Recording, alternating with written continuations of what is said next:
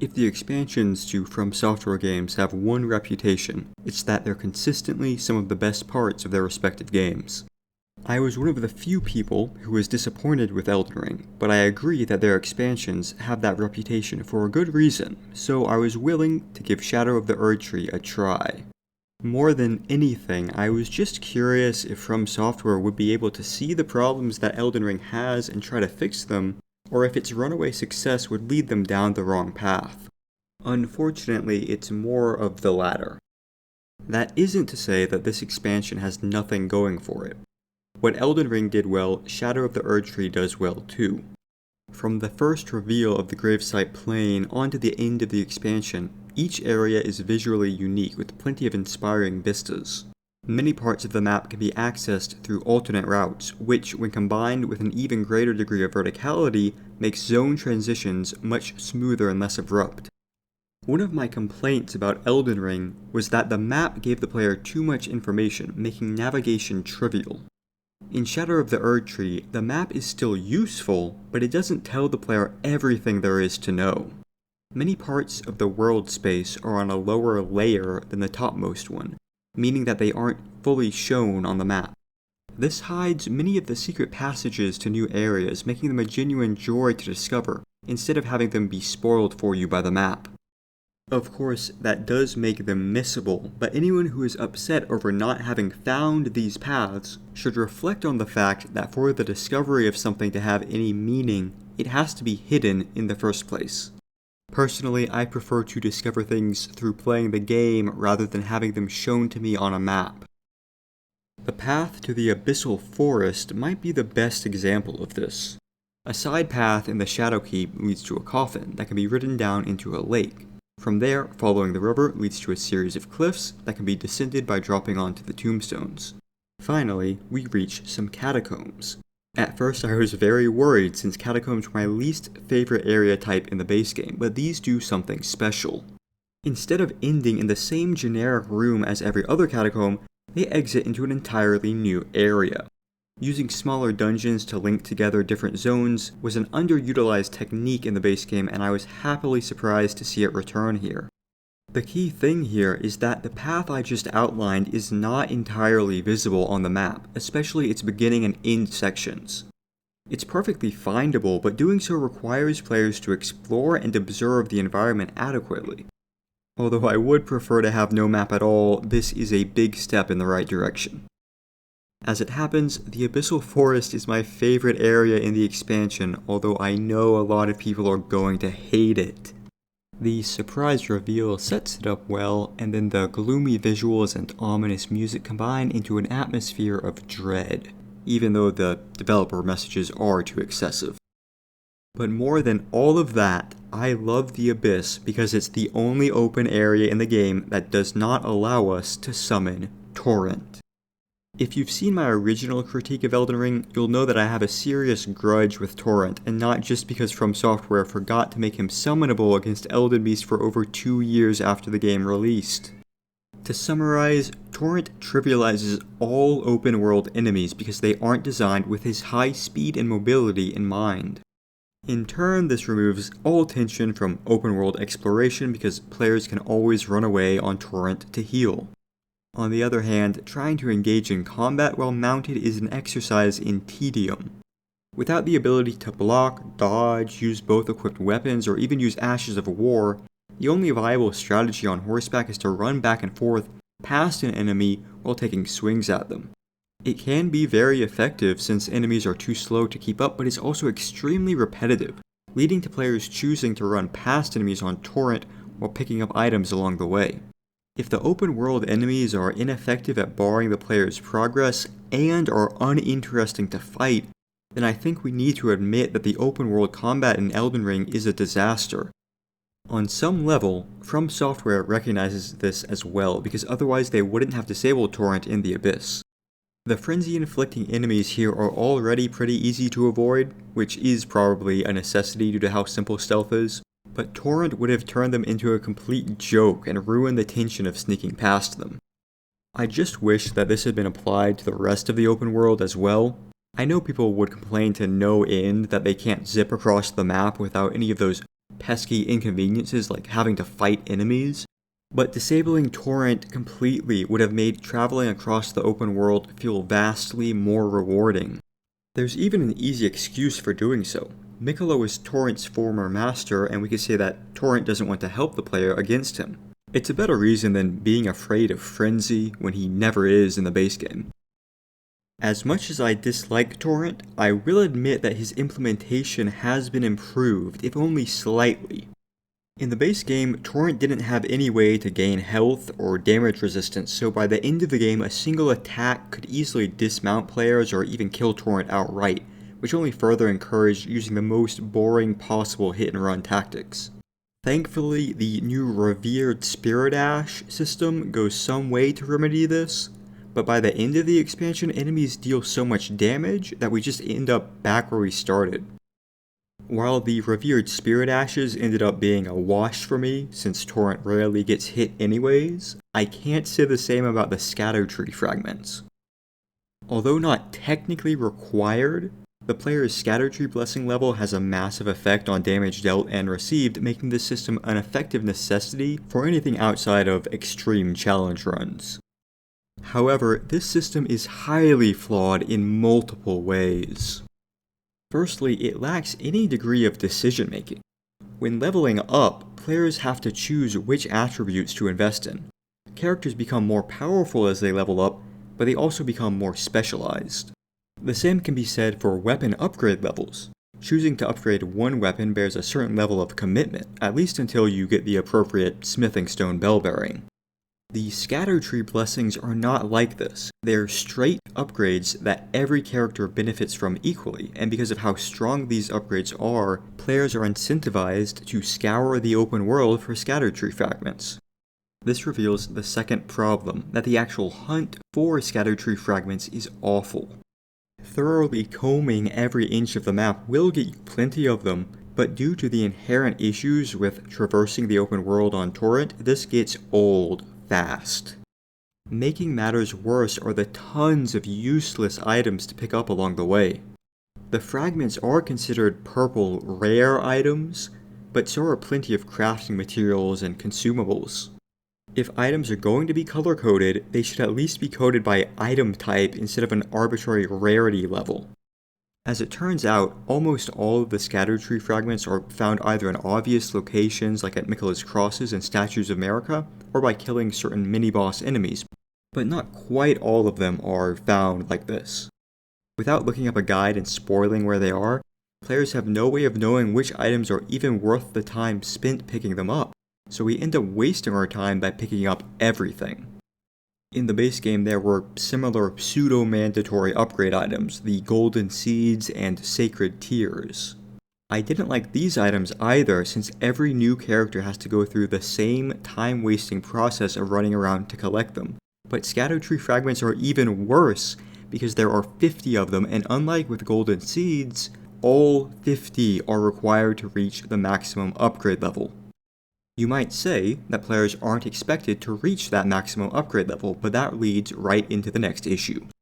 The blessing level that players are expected to be at for any given area is very unclear. If an area or boss is giving a player trouble, they have little way to know if they need to go and find more fragments or if it's just a difficult fight. The normal rune leveling system solves this problem elegantly.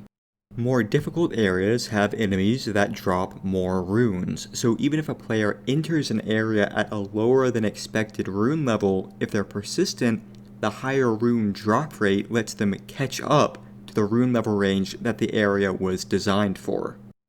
Blessings do not have any equivalent to this. Players can acquire a large number of fragments without fighting any enemies, but how many they should get before trying any given location is up to guesswork. The common argument is that Erdtree fragments serve as a motivation for exploring, but the reality is that if the open world simply had good gameplay, we wouldn't need these power-up collectibles to get us to explore it. For me, they aren't motivators, they're demotivators, because the thought of having to recollect them all on a new character kills any enthusiasm I had about replaying Shadow of the Erdtree. If the expectation is that players should get to a certain blessing level before tackling each major location, then I have to ask, what's the point? Why not just cut out the fragments and scale enemy damage and health down to their effective equivalents at the expected blessing level?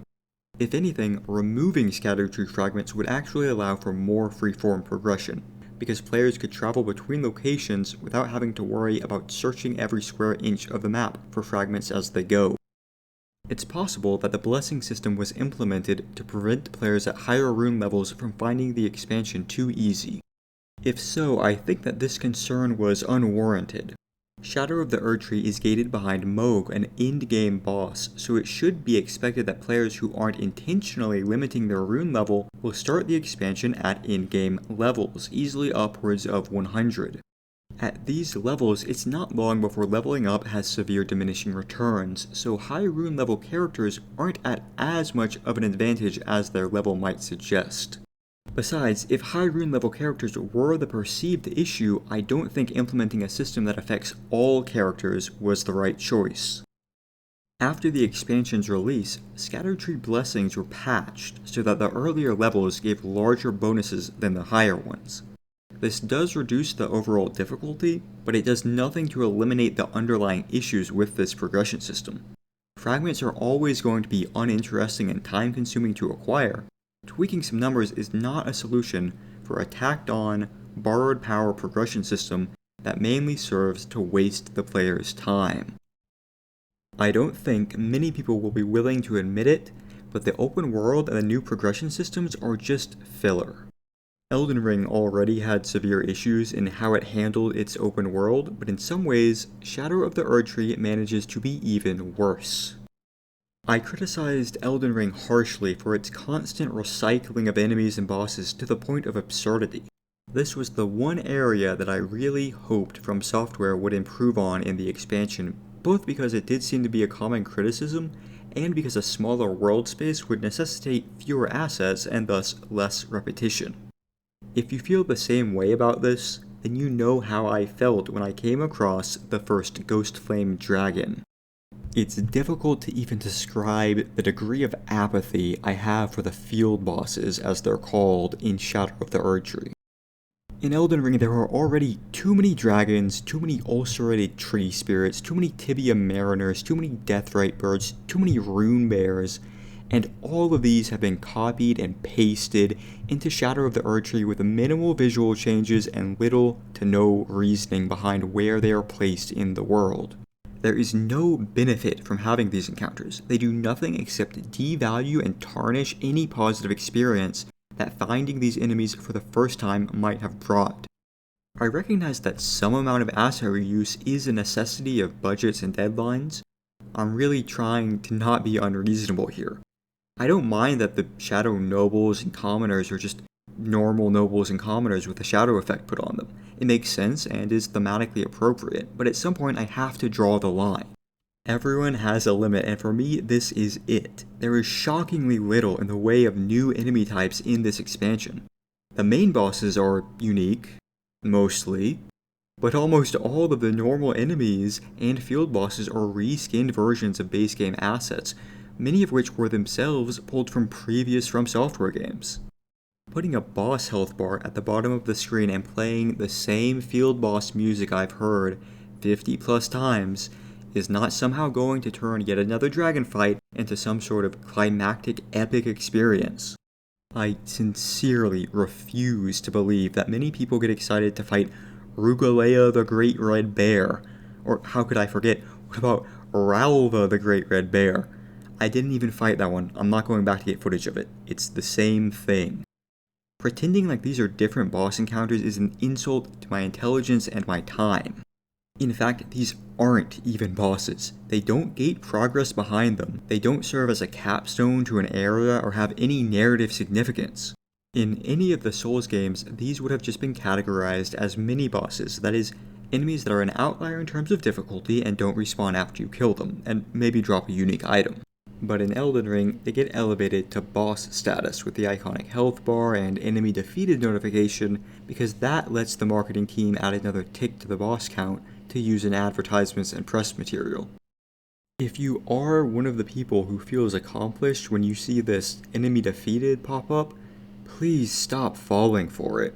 These are just normal enemies dressed up as bosses. They are presented this way only to make you feel good about yourself for beating up the big bad monster and keep you playing.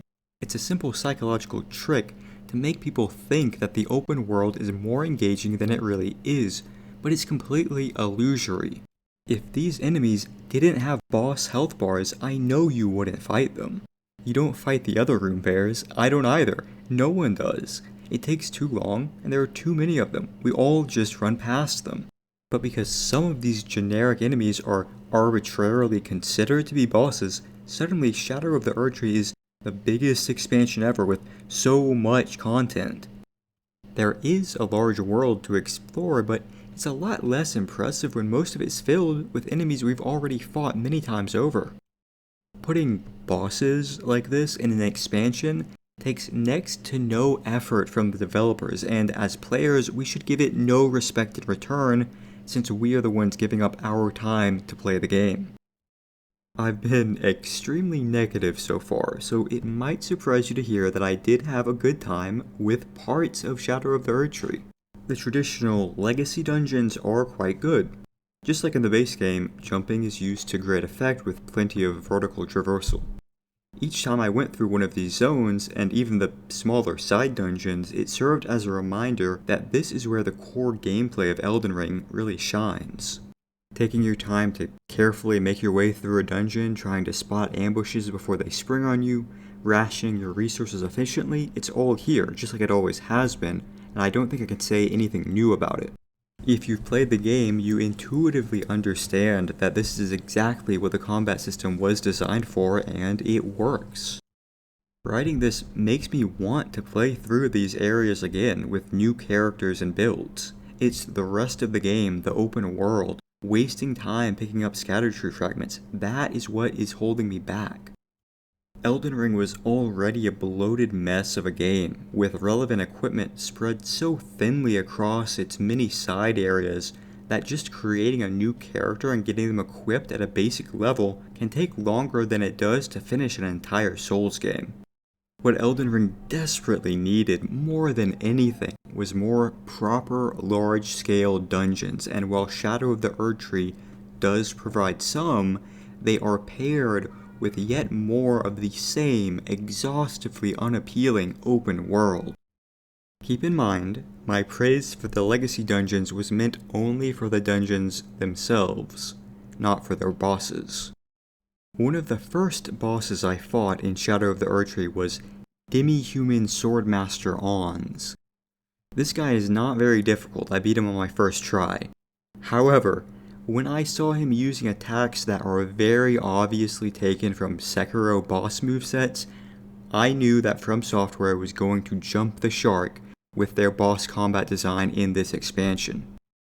Even if I ignore the blatant camera issues that From Software is seemingly unwilling to fix, the quality of the bosses on offer here is low.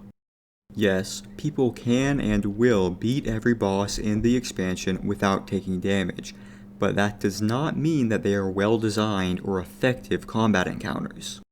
People love to forget this, but Elden Ring's combat is directly descended from the combat in Demon Souls, a game that excelled in large part due to how perfectly its slow and methodical combat synergizes with exploring complex levels that have high attention to detail. Even with the significant increases to player mobility over time, this is still the fundamental strength of Elden Ring's combat. That's why the legacy dungeons are still the most enjoyable parts of the game, even when much of the focus seems to have shifted away from the levels and towards the bosses.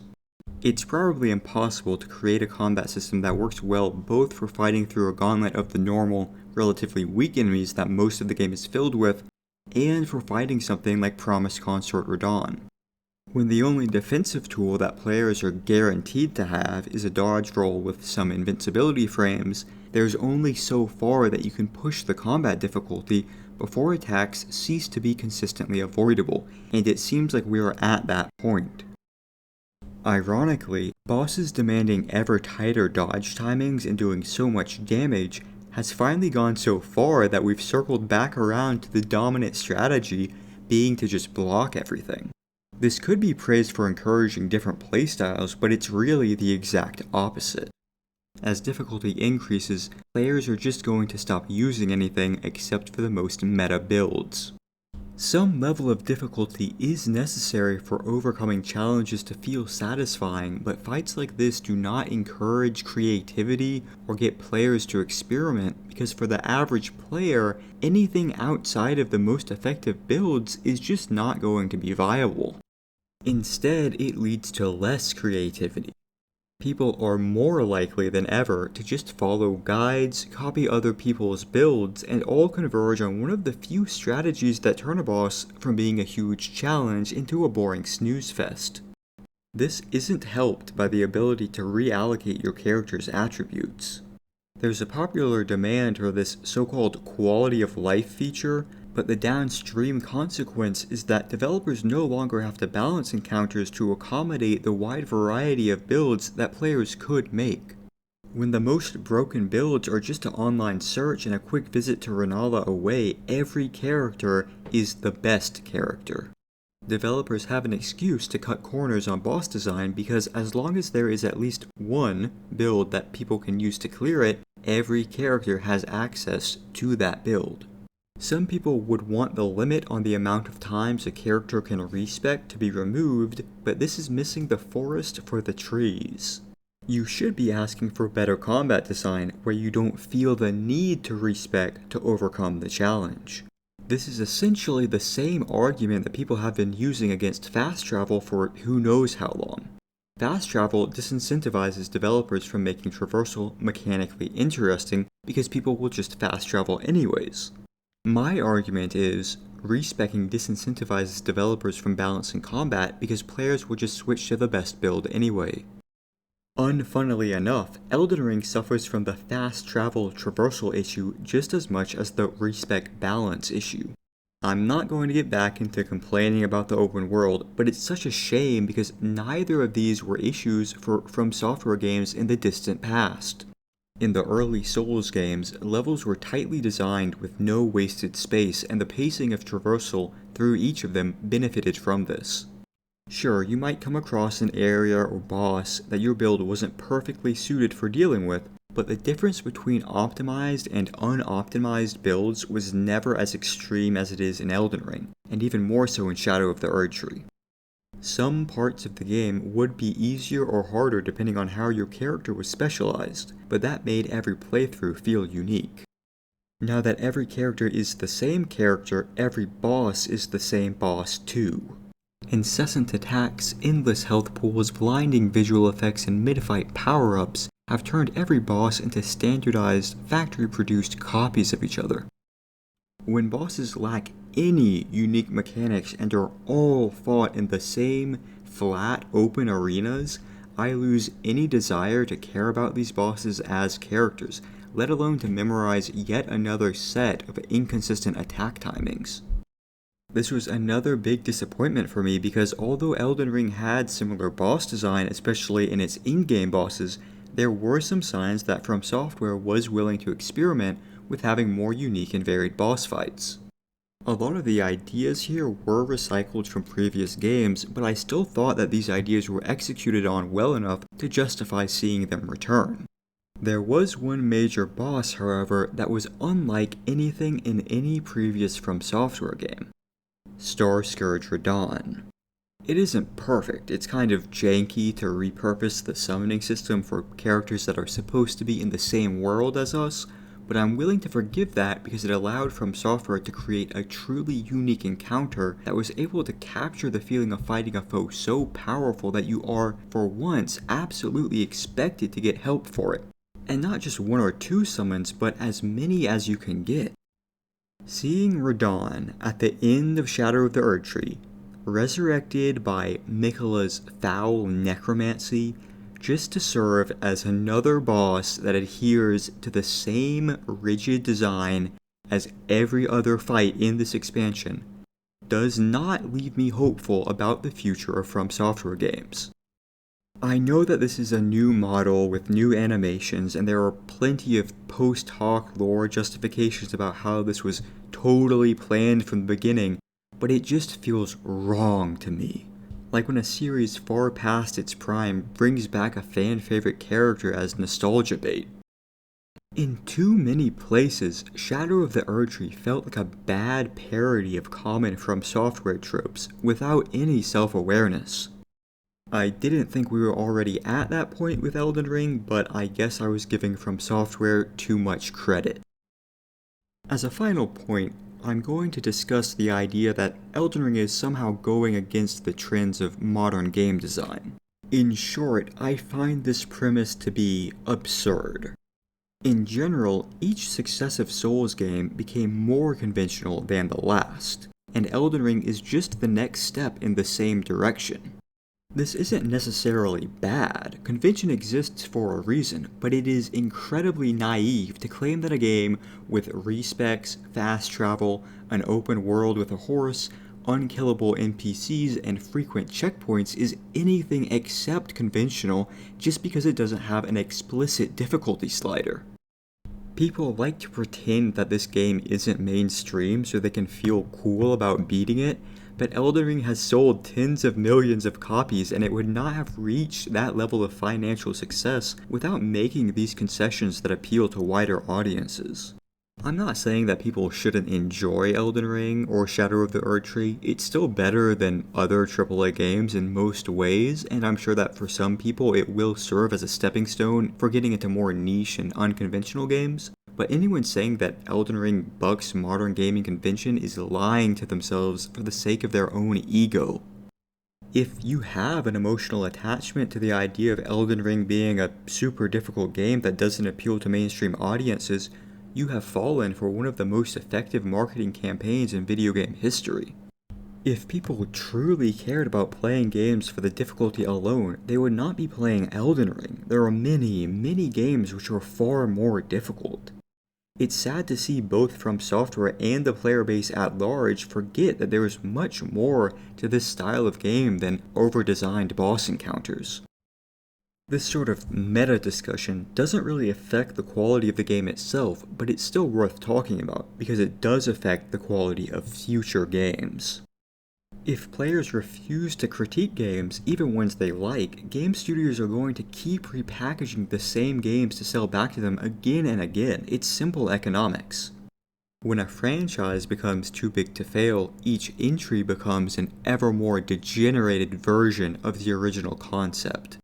An unwillingness to call this out, whether by new or old players, only results in the continued degradation of games as a whole.